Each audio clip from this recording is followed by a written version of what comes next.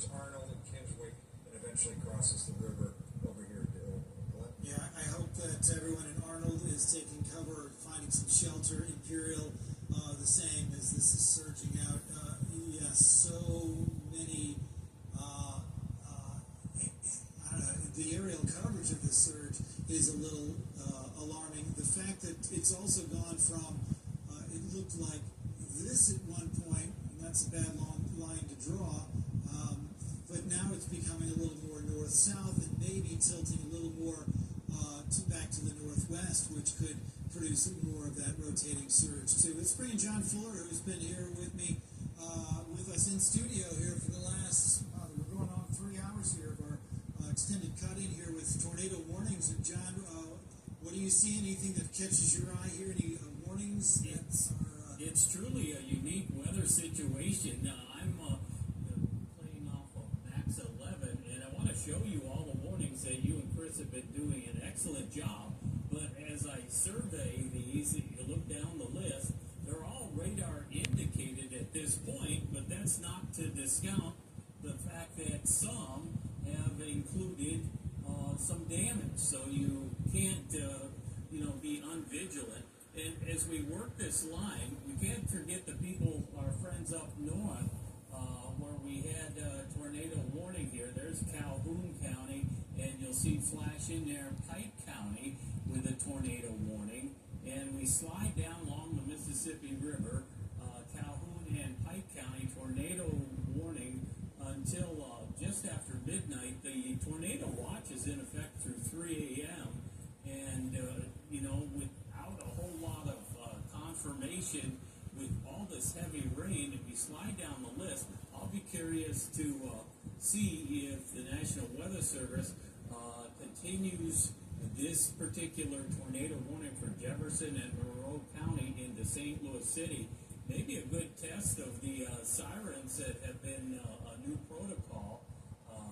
But I'm going to put on the wind direction or velocity mode, and you still have a couplet there in South St. Louis County. It's radar indicated. It expires at midnight tonight.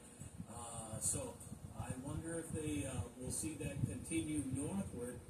The couplet, they're cycling. They go through cycles where they're really well pronounced. It's like a tropical storm making landfall, and it creates these eddies in the atmosphere that don't always touch the ground, but when they do, they create some damage. I continue to slide down the list here with the wind mode on. Let's go back to reflectivity. I like that better in this situation, where you can see the surge of rain and wind with a tornado warning radar indicated until 11:45 for areas around Iron Mountain Lake as well as Ironton.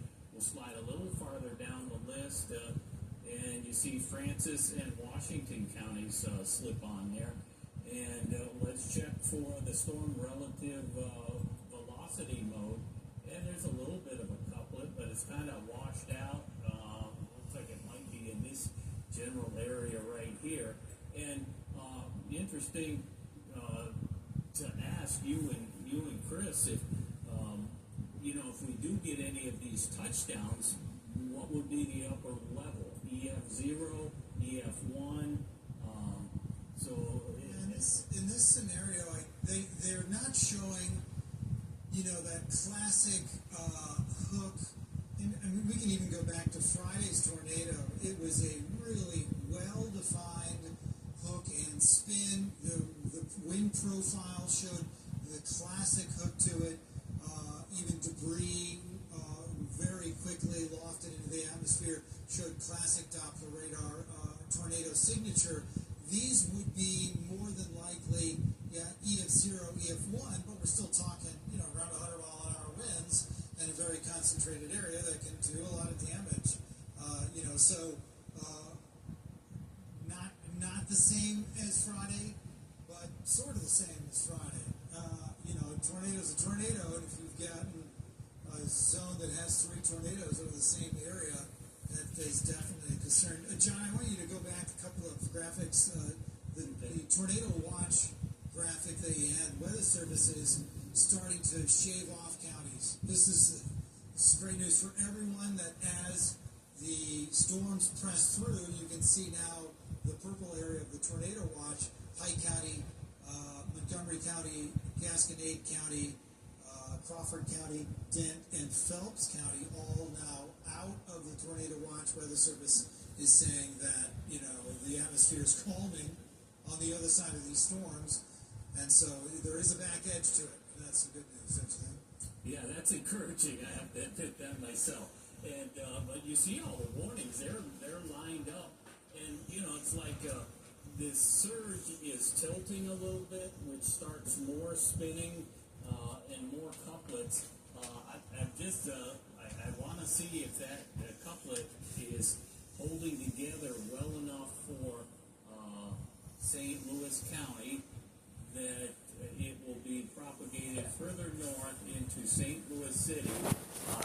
Maybe for personal reasons or selfish reasons, I want to see if the tornado sirens work in the city now. I think we all do. I think folks want to be reassured that, yeah, we fixed the problem, we know what it was, and it's been eliminated, because when you don't have electricity, you've got to rely on some other form of streaming or outdoor warning system so that you can be alerted. They're meant for outdoor farmers and that type of thing, or people that work outside. They're not meant to be heard indoors, but in this case, I'm sure residents that have experienced the first round of severe weather on Friday will certainly be listening for any sound that comes from those sirens. And some don't have roofs, some don't have windows, some are just hoping that the tarps hold on and keep the rain out for the rest of the night,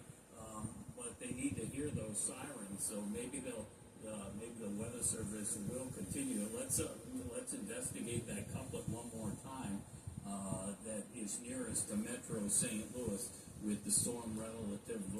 There's a little bit of a couplet. It looks like near the Arnold area. Would you not agree with that, Glenn? Yeah, this line continues to evolve and surge. So let's go back to Max 1 here real quick, and you'll see that surging line continues in and along that 55 corridor. It's just now kind of passing through the 21 corridor, but surging a little bit more toward the Arnold area and toward 55, Interstate 55. So there's a little more of a surge, it appears, there.